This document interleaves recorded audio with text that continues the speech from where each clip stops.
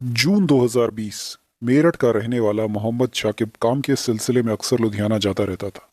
वहां उसकी दोस्ती एकता नाम की एक लड़की से हुई। शाकिब ने एकता को अपना नाम अमन बताया। दोनों में प्यार हो गया। अमन के कहने पर एकता अपने घर से 25 लाख कैश और ज्वेलरी लेकर भागकर उसके साथ मेरठ आ गई। मेरठ आने के बाद जब एकता अमन के परिवार से मिली तो उसके पैरों तले जमीन खिसक गई जब उसे पता चला कि अमन दरअसल अमन नहीं, मोहम्मद शाकिब है। अपने साथ हुए इस धोखे पर जब एकता ने सवाल उठाने की कोशिश की तो शाकिब और उसके परिवार वालों ने मिलकर एकता का सर धड़ से अलग कर दिया और बॉडी खेत में फेंक दी। घर बसाने का सपना लेकर अपने माँ बाप परिवार को छोड़कर भागी थी, लेकिन मिला क्या। जुलाई 2020। 29 साल के शमशाद ने 35 साल की प्रिया को अपना नाम अमित गुजर बताकर फेसबुक पर दोस्ती की। प्रिया डिवोर्सी थी और उसकी एक बेटी भी थी। दोनों के बीच प्यार हुआ और फिर प्रिया अपनी बेटी के साथ अमित के घर आकर रहने लगी।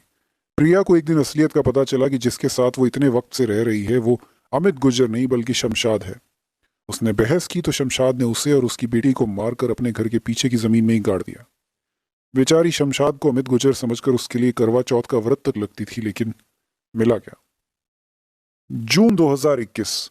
मालेगांव में 23 साल का माजिद खान मोहित बनकर एक नाबालिग लड़की से मिला। प्यार हुआ, फिजिकल रिलेशन बने, जो by the way legally rape में आता है क्योंकि माइनर लड़की का कंसेंट वैलिड नहीं होता है। उसने वीडियो बनाई। लड़की को जब असलियत का पता चला तो माजिद ने उसी वीडियो का डर दिखाकर लड़की को कन्वर्ट करने की कोशिश की। जब उसने मना किया तो माजिद और उसके 3 दोस्तों ने मिलकर उसके साथ गैंग रेप किया।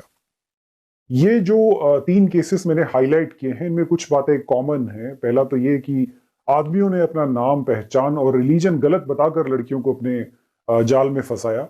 और दूसरा ये कि सच सामने आने के बाद खुद विक्टिम होने के बावजूद लड़कियों को ही इस सच्चाई की कीमत चुकानी पड़ी। किसी पर कन्वर्ट होने का दबाव बनाया गया, किसी के साथ रेप हुआ, कोई बेचारी जान से गई। अब आप में से कुछ समझदार लोग कहेंगे कि भाई इतना बड़ा देश है, यहाँ पर रोज हजारों क्राइम होते हैं, तो अगर आप 3-4 एक जैसे सिमिलर दिखने वाले केसेस को उठाकर आप एक साथ प्रेजेंट करेंगे, इसका यह मतलब थोड़ी ना होता है कि कोई पैटर्न बन रहा है। बिल्कुल सही बात है, लेकिन समस्या यह है कि इस तरह के सिर्फ 3-4 केसेस नहीं है, हजारों में है, या हो सकता है उससे भी ज्यादा हो, क्योंकि सारे केसेस तो रिपोर्ट होते नहीं है। प्रूफ चाहिए। इस YouTube वीडियो के डिस्क्रिप्शन में मैं 2 चीजों की लिंक पेस्ट कर रहा हूं। पहला तो एक ट्विटर थ्रेड है जिसमें बिफिटिंग फैक्ट्स नाम के एक हैंडल ने पिछले 2 साल में हुए इस तरह के 40 से ज्यादा केसेस की डिटेल दी है विद प्रूफ। उसने ये केसेस एक्टिवली नहीं ढूंढे कि चलो गूगल खोलते हैं, गूगल में कीवर्ड डाल के न्यूज की लिंक उठाते हैं फिर उसको कंपाइल करते हैं। ऐसा कुछ नहीं किया उसने। जो उसको आए दिन सामने न्यूज में दिखता गया वहां से उसने उसे उठाया और कंपाइल करता गया। आप ये थ्रेड खोलें और पढ़ें। साथ ही एक और लिस्ट की लिंक मैं इस वीडियो के डिस्क्रिप्शन में पोस्ट कर रहा हूं जिसमें पिछले 3-4 साल में लगभग 400 इस तरह के केसेस का डिस्क्रिप्शन है। और सबके साथ में जो है उसका सोर्स भी दिया हुआ है, जो मेन स्ट्रीम मीडिया लिंक्स हैं वो भी दिया हुआ है। आप इनको उस पर क्लिक करके उसको खोल सकते हैं, पढ़ सकते हैं, केसेस, इंडिविजुअल केसेस के बारे में पढ़ सकते हैं और खुद डिसाइड करें उसके बाद कि ये मैटर कंसर्निंग होना चाहिए या नहीं होना चाहिए। तो मैं अगर इन सारे केसेस को समराइज करूं तो इन 6 पॉइंट्स का पैटर्न बनकर सामने आता है। पहला, आदमी अपना नाम, रिलीजन, पहचान छुपाकर या गलत बताकर लड़की को अपने प्यार के जाल में फंसाता है। दूसरा, सिग्निफिकेंट नंबर ऑफ केसेस में आदमी पहले से ही शादीशुदा होता है या उसके बच्चे भी होते हैं और यह बात भी लड़की से छुपाई जाती है। तीसरा, सिग्निफिकेंट नंबर ऑफ केसेस में लड़की माइनर होती है और जिसे ग्रूम किया जाता है। चौथा, सच सामने आने के बाद अधिकतर लड़कियों पर कन्वर्ट होने का दबाव बनाया जाता है। काफी लड़कियां कन्वर्ट हो भी जाती होंगी क्योंकि बॉलीवुड फिल्म्स देखकर बड़े हुए प्यार में अंधे लोग अक्सर झूठ और मैनिपुलेशन को भी प्यार ही समझ लेते हैं। पांचवा, जो कन्वर्ट नहीं होती या जिनको कन्वर्ट होने का ऑप्शन नहीं दिया जाता या वो जो इस अब ऐसे रिलेशनशिप को खत्म करना चाहती हैं, उन्हें हैरेस, स्टॉक या ब्लैकमेल किया जाता है। छठा, काफी लड़कियां रेप, ह्यूमन ट्रैफिकिंग या फिर हत्या का शिकार बनती हैं।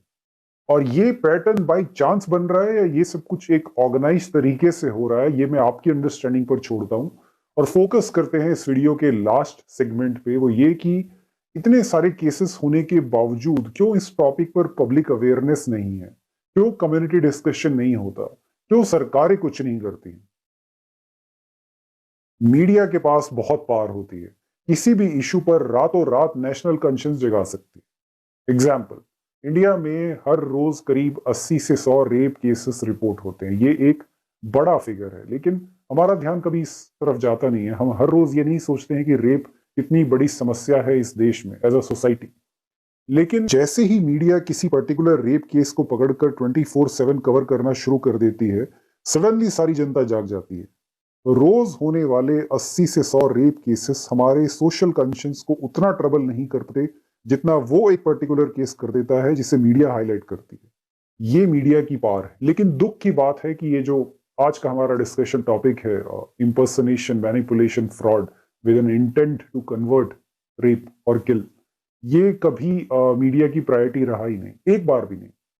आप किसी इशू को जब तक हाईलाइट ही नहीं करोगे, लोगों को नहीं दिखाओगे, तब तक अवेयरनेस कहां से आएगी। ज्यादातर विक्टिम लड़कियां जो हैं वो लोअर या फिर lower middle class socio economic group से बिलोंग करती हैं और छोटे शहरों से होती हैं। तो इनके साथ ये जो क्राइम होता था, या तो इसकी रिपोर्टिंग ही नहीं होती थी, या रिपोर्टिंग होती थी तो लोकल न्यूज़पेपर्स में होती थी, जो उस पर्टिकुलर शहर के न्यूज़पेपर्स हैं। सोशल मीडिया आने के बाद कवरेज थोड़ी सी इंप्रूव हुई है, लेकिन आज भी जो मेन स्ट्रीम टीवी चैनल्स हैं उनके लिए ये प्रायोरिटी टॉपिक है ही नहीं।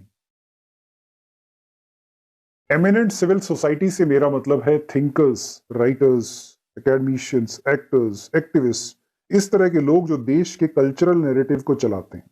इनको इस टॉपिक से एलर्जी है। इन क्राइम्स की सीरियसनेस को डाइल्यूट करने के लिए ये लोग एक टोटली डिफरेंट कॉन्सेप्ट सामने ले आते हैं डिफेंस में, जिसे कहा जाता है इंटरफेथ लव। आप अगर इनसे कहें कि कुछ आदमी ऐसे हैं जो कि क्रिमिनल इंटेंट के साथ लड़कियों को फंसाते हैं, अपना नाम, पहचान, रिलीजन छुपाकर, तो इनका जवाब होता है कि तुम इंटरफेथ लव के दुश्मन हो। कोई गधा भी ये बात समझ सकता है कि इंटरफेथ लव और इम्पर्सनेशन दो टोटली डिफरेंट चीजें हैं, बट इनकी समझ में नहीं आता। इंटरफेथ लव वो होता है जिसमें लड़का और लड़की एक दूसरे को जानते हैं, कोई किसी से अपनी पहचान नहीं छुपाता, एक दूसरे के बारे में अच्छे से जानते हैं, कोई क्रिमिनल इंटेंट नहीं होता। जबकि जो केसेस मैं यहाँ हाईलाइट करने की कोशिश कर रहा हूं, वहां पे लड़का अपना लड़की को मैनिपुलेट करता है, अपनी आइडेंटिटी छुपाकर उसको फंसाता है, और बाद में जब सच सामने आता है तो लड़की को उसके कॉन्सिक्वेंसेस झेलने पड़ते हैं जो बहुत खतरनाक होते हैं। गैंग रेप तक होता है, मर्डर तक होता है, और आप इन दोनों चीजों को सेम बोल रहे हो। यार, कुछ तो शर्म करो। वे हिंदू लड़कियां जो इंटरफेथ रिलेशनशिप्स में हैं, या जिन्होंने इंटरफेथ मैरिजेस किए और आज बहुत खुश हैं, स्पेशली रिच एलीट क्लासेस वाली लड़कियां जो होती हैं, भगवान आपको खुश रखे। सीरियसली, टोटली, मतलब दिल से मेरी विश है कि भगवान आपको खुश रखे। बट एक ही रिक्वेस्ट है आपसे कि जब भी सोशल मीडिया पे या कहीं ये इम्पर्सनेशन, फ्रॉड, मैनिपुलेशन वाला ये जो टॉपिक डिस्कस होता है, तो प्लीज वहां बीच में घुसकर अपने सक्सेसफुल इंटरफेथ रिलेशनशिप का बाजा ना बजाएं, because it is not about you. हम टॉपिक उठाते हैं उन लड़कियों का, उन बच्चियों का जिनको झूठ बोलकर फंसाया गया, बाद में उनमें से काफी लोगों के साथ रेप होता है, उनको मार दिया जाता है। That is not interfaith love. ऐसे डिस्कशन को जस्टिफाई करने के लिए या डिस्ट्रैक्ट करने के लिए जाने अनजाने में अगर आप अपने सक्सेसफुल इंटरफेथ मैरिजेस को बीच में लाकर डिस्कस करना शुरू करते हैं, तो आप उन लड़कियों के साथ इनजस्टिस करते हो जो इस क्राइम का शिकार हुई हैं। वे लोग जो ऑलरेडी अवेयर हैं इस टॉपिक के बारे में, उनसे भी मेरी रिक्वेस्ट है कि जो नॉर्मल इंटरफेथ रिलेशनशिप्स होते हैं उनको लव जिहाद ना कहें। आप भी अदरवाइज इस सीरियस टॉपिक की सीरियसनेस को डाइल्यूट कर रहे हैं।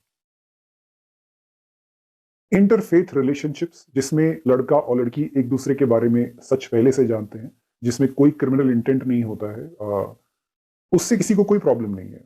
That is totally different. उसको साइड पे रखते हैं, दैट इज फाइन। ये वीडियो हाईलाइट कर रहा है सिर्फ वो केसेस जहां पे क्रिमिनल इंटेंट के साथ लड़कियों को मैनिपुलेट करके फंसाया जाता है और बाद में उनके साथ एक्चुअल में क्राइम होता है। और मेरे ख्याल से हर समझदार आदमी को इससे प्रॉब्लम होनी चाहिए। लड़कियों, ये आपकी लाइफ है, आप ही ने डिसाइड करना है। हम कुछ नहीं होते बोलने वाले। बस just for your own safety, if you are meeting someone through social media specially, then please do a background check for your own safety, nothing else. बस इतनी अवेयरनेस चाहिए। Thank you.